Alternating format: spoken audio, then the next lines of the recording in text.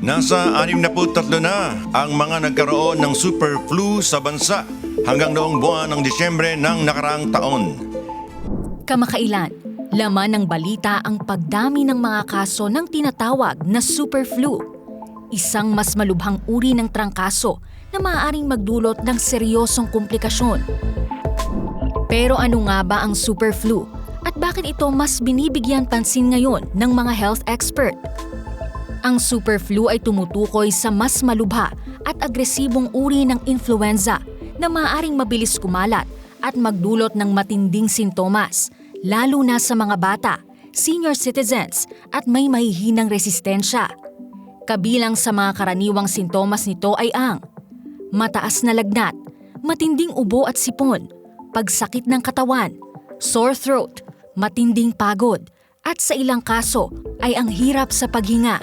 Kung hindi agad magagamot ang super flu, mas mataas ang panganib ng komplikasyon tulad ng pneumonia, dehydration, at paglala ng existing na sakit sa baga o puso.